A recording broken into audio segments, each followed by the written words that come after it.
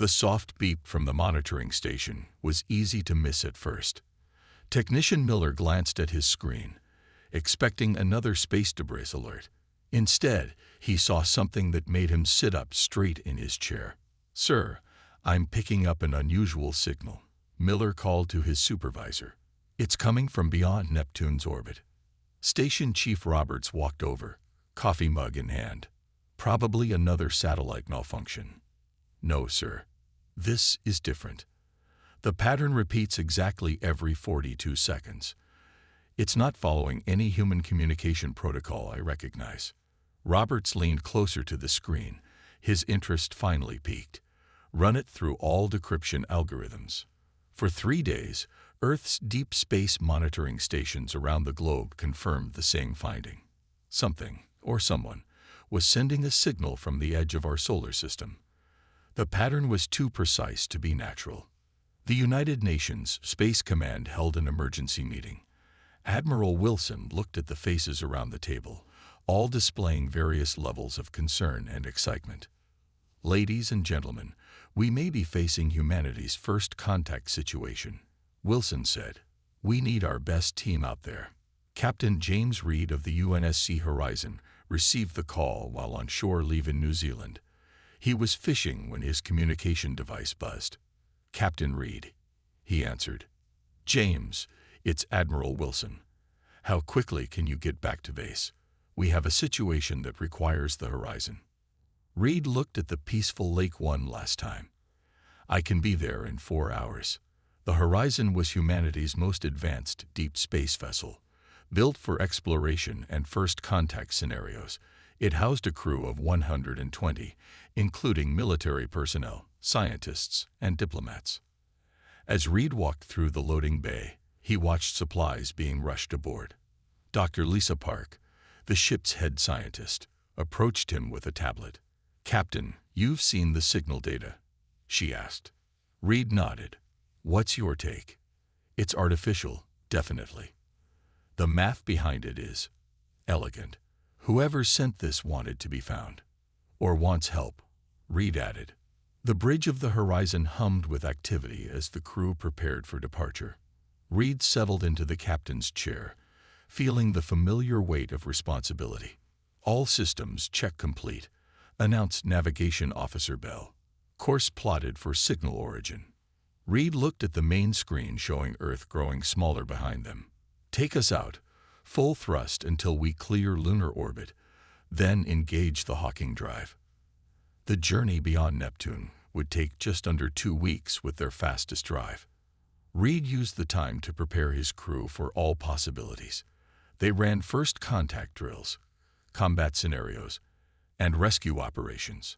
On the 12th day, they reached the coordinates of the signal's origin. "Dropping out of FTL in 3, 2, 1, Bell called out. The view screen cleared to show empty space. Disappointment rippled through the bridge. "Full sensor sweep," Reed ordered. "They have to be here somewhere." "Captain, I'm detecting multiple large objects at extreme range," reported Sensor Officer Jackson. "They're massive, and there are dozens of them." As the Horizon moved closer, the objects took shape on the screen. The bridge fell silent. Massive ships, unlike any human design, drifted in a loose formation. Their hulls were dark, with only faint lights flickering across their surfaces. Some appeared damaged. "Are they derelict?" Reed asked. "No, sir," Jackson replied. "I'm detecting minimal power signatures and life signs, thousands of them." Dr. Park studied her readings with wide eyes. "Captain, those ships are running on emergency power. Whatever happened to them? They're in trouble." Reed stood up, staring at the alien fleet on the screen. Humanity had long wondered if they were alone in the universe. Now they had their answer, and their first contact would be a rescue mission. "Open a channel using the signal's frequency," Reed ordered, "and prepare a boarding team. We're going to help them." The distress signal that had traveled across the void of space had been answered. Humanity's first step into a larger universe would be one of compassion. Captain Reed led the boarding team himself. Their shuttle approached the largest alien vessel, which appeared to be the command ship. The massive structure dwarfed their craft, its hull made of a strange metal that seemed to absorb rather than reflect light. "Remember your training," Reed told his team as they prepared to dock. "No sudden movements. Keep your hands visible. Follow first contact protocols." Dr. Park adjusted her universal translator device. The signal pattern suggests they communicate using similar audio frequencies to humans. This might actually work. The shuttle attached to what they guessed was an airlock. After cycling through, they discovered the alien atmosphere was breathable, though slightly richer in oxygen. "Masks off, but keep them handy," Reed ordered. They moved through dimly lit corridors. Emergency lighting cast an eerie blue glow across alien script etched into the walls. The ship was unnervingly silent, save for occasional mechanical hums. "Power systems are barely functioning," noted Engineer Thompson as he scanned their surroundings. "Life support is prioritized, but not much else." They reached what appeared to be a central chamber.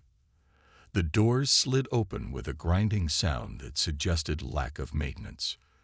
Inside, tall, slender beings turned to face the humans. Their skin had an iridescent quality that shifted colors with movement. Large, almond-shaped eyes blinked with vertical lids. Despite their alien appearance, the humans could read surprise and caution in their postures. One alien stepped forward. Nearly 7 feet tall, it wore a uniform-like garment with symbols that matched those on the ship's walls. Reed stepped forward as well, hands open at his sides. "I am Captain James Reed of the United Nations Space Command Vessel Horizon. We received your distress signal." Dr. Park activated the translator, which emitted a series of musical tones and clicks. The alien listened, then produced similar sounds. The translator processed them. "I am Commander Trell of the Valen Exploration Fleet," came the translated voice, surprisingly melodic. "You understood our emergency beacon." Reed nodded. "We determined it was artificial and contained a mathematical pattern. We came to investigate." Trell's skin rippled with changing colors. "We have been stranded for what you would call months. Our interstellar drives malfunctioned during transit. We diverted to your system, hoping to find resources, but discovered we lacked the materials needed for repairs." As they spoke, more Valen gathered. Many appeared weakened, moving slowly. Some were being assisted by others. "Our power reserves dwindle," Trell continued. "Life support systems will fail within weeks. We attempted to reach your world with our communication, but feared interference might be interpreted as hostile." Dr. Park moved closer to Reed. "Captain, their biology appears to require more energy than humans. They're literally starving for power." Reed made a quick decision. "Commander Trell, we can provide emergency power to stabilize your fleet. Then we can discuss longer-term solutions." The alien's skin shifted to a warm golden color. "You would assist us. We are strangers to your kind." "That's what the distress signal is for," Reed replied simply. "No matter who sends it." Within hours, the Horizon had connected power lines to the Valen command ship. Engineer Thompson worked with Valen technicians to distribute energy to critical systems. Reed and Trell stood on the alien bridge, watching life return to the ship's systems. "Your species is unexpected," Trell said.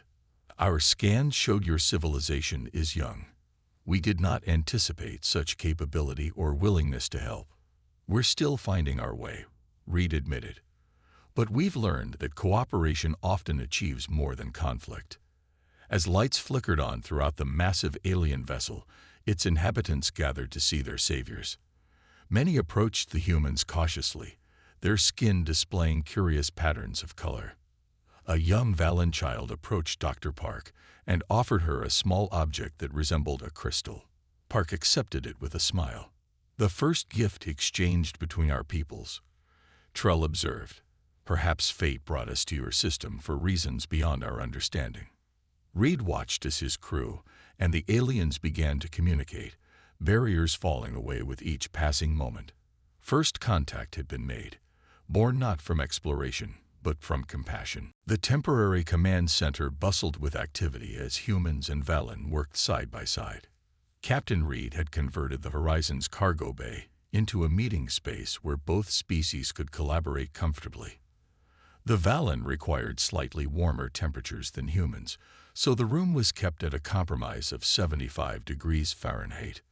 Dr. Park sat across from Elix, the Valen's cultural ambassador. Holograms floated between them, displaying symbols from both languages. "Your written language is fascinating," Park said, pointing to a flowing Valen script. "It seems to convey emotion through its shape." Elix's skin rippled with pleased blue patterns. "Yes, the intensity of the curves shows the writer's feelings. Your language is equally interesting, so direct and efficient." Nearby, Engineer Thompson was explaining Earth's power generation methods to a group of Valen technicians. Their skin flickered with green and yellow tones, a sign of deep concentration, the humans had learned. "Nuclear fusion is our most advanced energy source," Thompson explained, "though we're still mastering it compared to your antimatter systems." The lead Valen engineer, Dorn, responded through his translator. "Yet your simple solutions are remarkable. We would never have considered using solar panels as backup systems. Our technology became so advanced that we forgot simpler approaches." Thompson laughed. "Sometimes low-tech works when high-tech fails." Captain Reed entered with Commander Trell. Both leaders had spent the morning touring the damaged Valen fleet. "The assessment is complete," Reed announced to the room. "We can help repair 3 of your largest vessels with our resources. The others will need materials we don't have." Trell's skin shifted to a thoughtful purple. "Our nearest outpost is 20 light-years away. With functioning ships, we could reach it and return with supplies." "That's our goal," Reed agreed. "We'll focus repairs on your transport carriers first." As the two groups continued working, personal connections formed despite their differences. Valen children were particularly curious about humans, often following crew members and mimicking their movements. During a meal break, Medical Officer Wright shared Earth food with several Valen. The aliens had brought their own rations, but were curious about human cuisine. "This bread is interesting," said a Valen scientist named Miri, her skin flushing orange with excitement as she tasted a sandwich. "The texture is unlike anything in our diet." Wright smiled. "And what's this fruit you're offering me?" "Star nectar," Miri explained. "It grows in zero gravity aboard our bioships." The fruit glowed faintly and tasted like honey with hints of citrus. Wright noted that both species could share certain foods, a promising sign for future relations. In another corner, Communications Officer Jones taught a group of Valen a card game. The aliens were fascinated by the concept of bluffing, which wasn't part of their culture. "Your faces reveal much less than our skin," one Valen observed. "Is that why you developed games of deception?" "To practice reading subtle cues." Jones had never considered this. "Maybe. We also just enjoy the challenge." As evening approached, Commander Trell requested a private meeting with Captain Reed in the observation deck. The two leaders stood looking out at the stars. "My people were skeptical when I decided to send the distress signal," Trell admitted. "Many believed an unknown species would either ignore us or exploit our weakness." Reed nodded. "That was a possibility. Not all humans would have responded as we did. Yet you came." Trell's skin turned a deep indigo, a color Reed had learned signified profound emotion. "We have explored thousands of worlds, Captain, yet we have found few species with your particular combination of traits. You are technically primitive compared to us, yet you solve problems in ways we never consider. You are young as a space-faring species, yet you show wisdom in your caution and compassion." Reed smiled. "We're still finding our way among the stars. Meeting you shows us how much we have to learn." "And we from you," Trell replied. "Perhaps that is the greatest gift of this unfortunate accident. Two peoples who might never have met, now bound by shared experience." As night fell, the lights of human and Valen technology illuminated the darkness of space, a symbol of cooperation that transcended the vast differences between them. Engineer Thompson wiped sweat from his brow as he stared at the Valen engine core. The massive chamber pulsed with a faint purple glow, the last remnants of the antimatter power system that had once driven the alien ships between stars. "It's like looking at magic," Thompson muttered to himself. Dorn, the Valen chief engineer, moved to his side. The alien skin rippled with patterns that Thompson had learned meant frustration. "Our drive system requires materials not found in your solar system," Dorn explained. "The containment fields need a specific crystal that forms only in certain radiation conditions." Thompson nodded, studying the schematics on his tablet. "We can't replicate your technology, but maybe we don't need to. We just need to get 3 ships moving fast enough to reach your outpost." Captain Reed entered the engine room with Commander Trell. Both leaders looked tired after days of planning. "What's the verdict?" Reed asked. Thompson straightened up. "Sir, we can't fix their drives properly, but I have an idea. We could adapt our Hawking drive technology to their ships. It won't be as fast as their original systems, but it should get them to their outpost." "That would require dismantling parts of the horizon," Reed pointed out. "Yes, sir. We'd need to cannibalize about 40% of our drive system." The room fell silent. Everyone understood what this meant. The horizon would be stranded in the outer solar system until help arrived from Earth. Reed exchanged a look with Trell. "How long would it take Earth to send replacement parts?" "About 8 months, sir." After a moment's thought, Reed nodded. "Start the modifications. We'll send a message to UNSC headquarters explaining the situation." The work began immediately.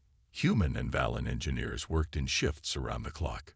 The differences in their approaches became both a challenge and an advantage. Where Valen engineers sought perfect, elegant solutions, the humans excelled at improvisation and creative workarounds. "No, that connection won't hold," Dorn protested as Thompson jury-rigged a power coupling. "It doesn't need to be perfect," Thompson replied. "It just needs to work long enough." Outside the ships, teams in spacesuits harvested materials from nearby asteroids. The Horizon's shuttle made continuous runs, collecting ice, metals, and other resources needed for repairs. Dr. Park joined the engineering team, helping translate complex technical concepts between the species. She watched as Valen and human technologies were merged in ways neither species had imagined possible. "It's beautiful," she said, looking at the hybrid drive system taking shape. "Neither of our species would have designed it this way, but together." 4 days into the modifications, a new problem emerged. The team gathered around a holographic display showing the power distribution system. "The energy requirements are too high," Dorn explained, his skin darkening with concern. "Even with the modified drives, we need more power than we can generate to reach jump velocity." Reed looked at the numbers. "What about using the Horizon as a booster? We could position it behind the Valen ships and use our engines to give them an initial push." Thompson ran the calculations. "That could work, but it would drain our remaining power reserves. We'd be stuck here with minimal life support until help arrives." "Is there another option?" Reed asked. The room was silent. Commander Trell stepped forward, skin shifting to a solemn gray. "Your people have already sacrificed much for us. We cannot ask this of you." Reed looked around at his crew, seeing determination in their eyes. "We're not abandoning people in need. If this is what it takes to get your fleet moving, then that's what we'll do." The modification plans were adjusted. Over the next week, the Horizon's main engines were reconfigured to serve as a massive booster for the Valen ships. Meanwhile, the alien vessels were stripped down to essential systems to reduce their mass. Thompson stood with Reed, looking at the Horizon's power core, now connected to the lead Valen ship through massive cables. "Will it be enough?" Reed asked quietly. Thompson nodded. "The math checks out. It'll be enough to get them moving. The question is what happens to us afterward." Reed placed a hand on his engineer's shoulder. "We'll manage." Humanity has a long history of figuring things out when our backs are against the wall. As the final modifications neared completion, both species recognized that this technical challenge had forged a bond between them that went beyond mere alliance. They were learning not just about each other's technology, but about different ways of thinking and problem-solving that neither had considered before. The final preparations were almost complete. 3 Valen ships had been successfully modified with hybrid drive systems, while the rest of the fleet remained in low-power hibernation mode. In 2 days, the rescue mission would begin. Captain Reeves stood on the Horizon's bridge, reviewing the launch sequence with his officers. The mood was tense but hopeful. Once we initiate the power transfer, we'll have 20 minutes before our systems drop to emergency levels, Reed explained. By then, the Valen ships need to be at jump velocity. Navigation Officer Bell nodded. The trajectory is plotted. We've calculated the exact thrust needed. Suddenly, alarms blared across the bridge. Sensor screens flashed red warnings. "Captain, we're detecting a massive solar flare from the sun," reported Officer Jackson. "Much larger than anything in our records."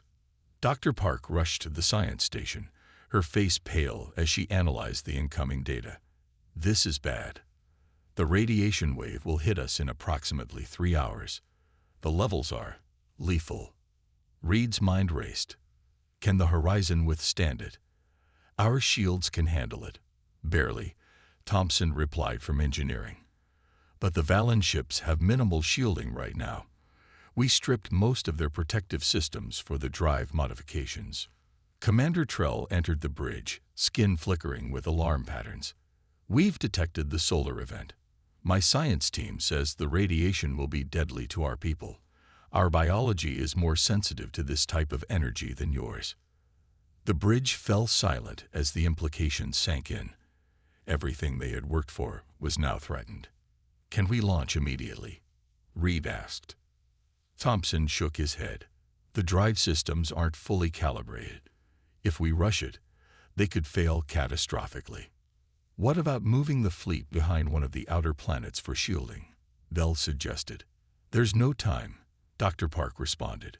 "The fleet is too spread out and most ships have minimal propulsion." Reed walked to the view screen, studying the Valen fleet. Thousands of lives hung in the balance. He made his decision.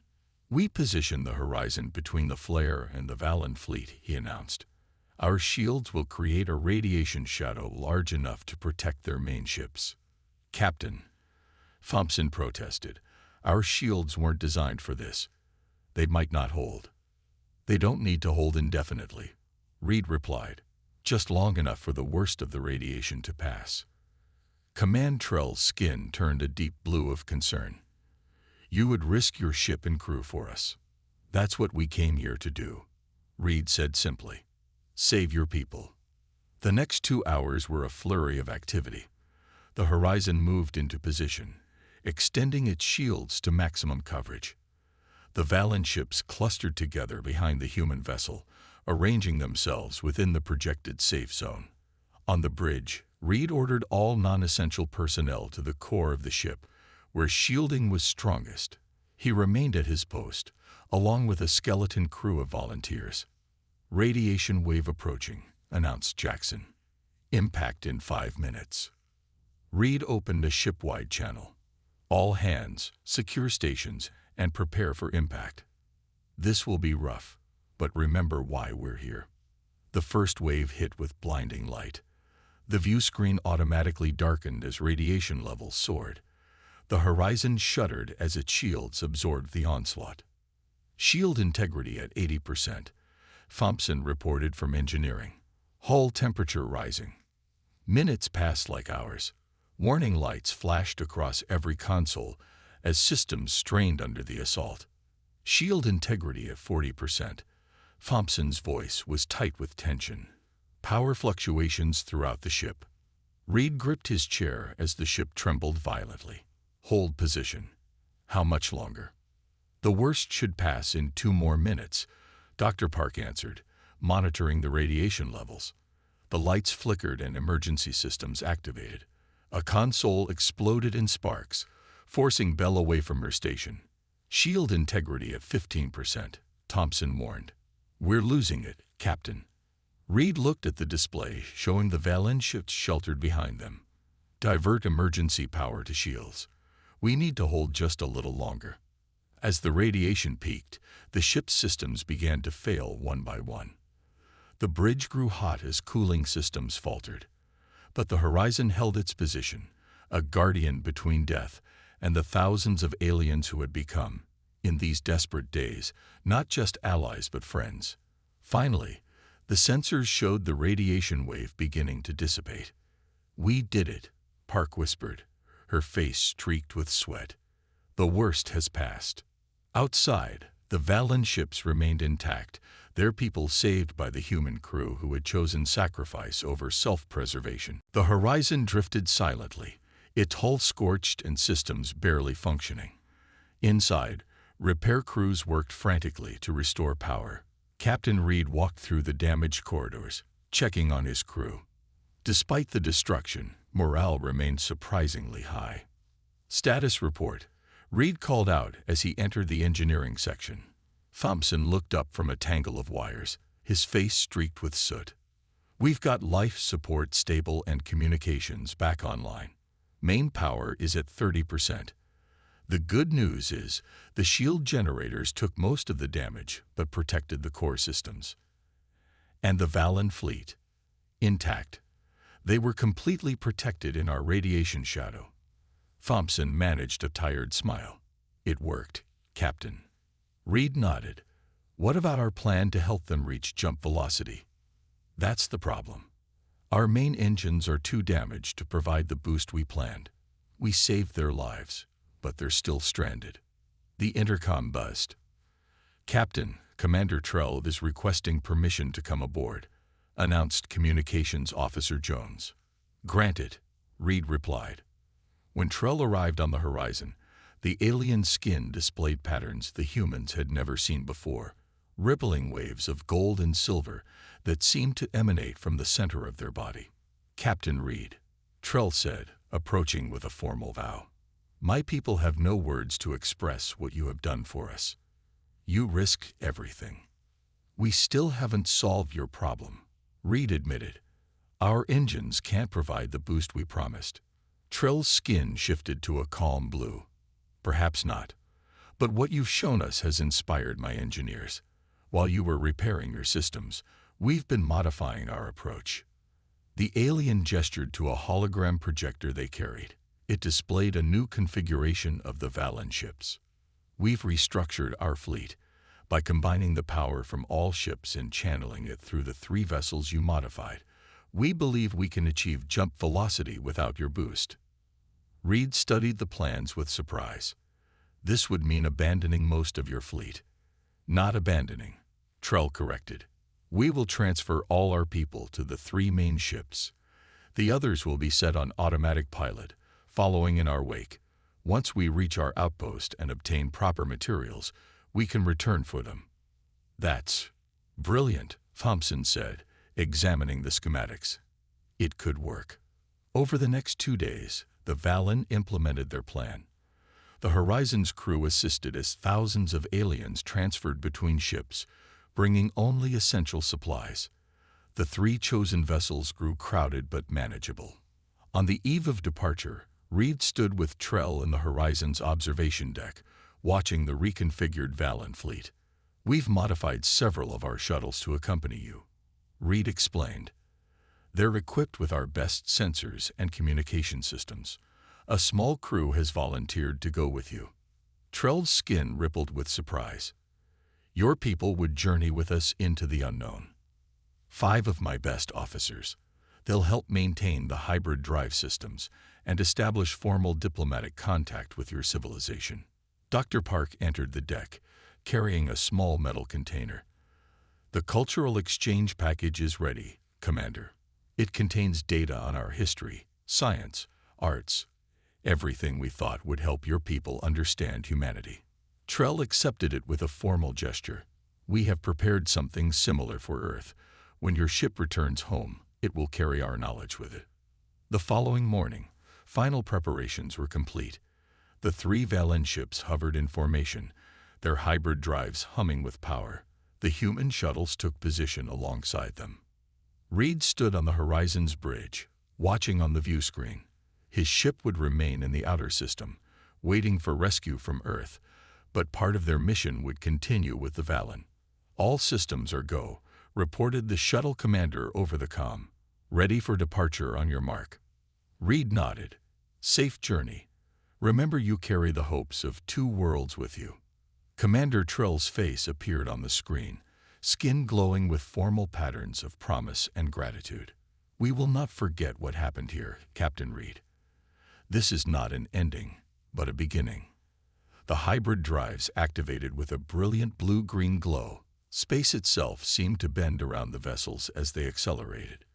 In a flash of light, they were gone, carrying the first human ambassadors to an alien civilization and the story of an unlikely rescue that had become much more. On the damaged horizon, Reed watched the empty space where the fleet had been. "And now," he said quietly to his remaining crew, "we wait for our journey home." 6 months had passed since the Valen fleet's departure. The Horizon, repaired by a UNSC rescue mission, had returned to Earth 3 months ago. Captain Reed stood at the window of United Nations headquarters in New York, watching rain streak down the glass. Behind him, officials from world governments debated endlessly about the implications of first contact. "They're still arguing about the same points," General Wilson said, joining Reed at the window. "Some want to prepare defenses, others want to send more ships after the Valen." Reed shook his head. "We've heard nothing for 6 months. For all we know." The door burst open. A young communications officer rushed in, breathless. "Sir, Deep Space Array just picked up a transmission. It's from our shuttle team." The meeting room erupted in commotion. Reed followed Wilson to the communications center, heart pounding. On the main screen, the face of Officer Garcia appeared, one of the 5 crew members who had accompanied the Valen. "UNSC Command, this is Shuttle Explorer 1. Can you confirm reception?" "We read you, Explorer 1, Reed said, leaning toward the microphone. "What's your status?" Garcia's face broke into a wide smile. "Mission successful, Captain. We reached the Valen outpost after a 2-month journey. I'm transmitting from a relay station they've established at the edge of our solar system." Data began streaming in alongside the video feed. Images, reports, and technical specifications. The room fell silent as everyone processed what they were seeing. "The Valen Council welcomed us as heroes," Garcia continued. "They voted unanimously to establish formal relations with Earth. A delegation is preparing to visit within the year." Reed scanned the incoming reports. "And our crew. All safe and healthy. Dr. Alvarez has been studying their medical technology. Thompson is working with their engineers. We've learned more in 4 months than we might have in decades of research back home." The images showed humans living and working among the Valen, learning their ways. Other images displayed Valen technology far beyond Earth's capabilities. Clean energy systems, medical devices, faster-than-light communication networks. "There's more," Garcia said, her expression growing serious. "The Council has voted to share certain technologies with humanity as thanks for the rescue. They're calling it the Gratitude Initiative." She transmitted specifications for energy systems, medical treatments, and agricultural methods, all carefully selected to help humanity without disrupting natural development. "They believe in a philosophy of guided advancement," Garcia explained. "They won't give us weapons or technologies we might misuse, but they will help us solve our most pressing problems." General Wilson leaned forward. "And what do they want in return?" Garcia smiled. "That's the remarkable thing, sir. They only ask for friendship and cultural exchange. The Valen are explorers at heart. They value knowledge and new perspectives more than resources or territory." The transmission continued for hours as Garcia and the other crew members shared their experiences. They described Valen customs, beliefs, and history. A civilization thousands of years older than humanity that had learned painful lessons about technology outpacing wisdom. 6 weeks later, Reed stood on the observation deck of the International Space Station, watching a new ship take shape in Earth orbit. Its design was unlike anything humans had built before, a blend of angular human aesthetics and the flowing lines of Valan architecture. "The Alliance," Dr. Park said, joining him at the window. "First of her kind." The construction team included both humans and a small group of Valan engineers who had arrived via the newly established relay station. Together, they were building a vessel designed for joint missions of exploration. "Did you ever imagine this outcome when we answered that distress call?" Park asked. Reed shook his head. "I was just hoping we could save some lives." "You did more than that," she replied. "You changed the course of human history." Below them, Earth spun peacefully, a blue marble unaware of how much its future had changed. In cities across the planet, Valan technology was already being adapted to address climate change, disease, and energy shortages. Commander Trell's words from months ago echoed in Reed's mind. "Perhaps fate brought us to your system for reasons beyond our understanding." As the Alliance took shape against the backdrop of stars, Reed understood that the rescue mission had never really ended. It had simply transformed into something greater, a beginning rather than a conclusion, a first step on a journey that would unite two very different peoples in the vast expanse of space. "Next time," Reed said quietly, "we'll be the ones offering help to those in need."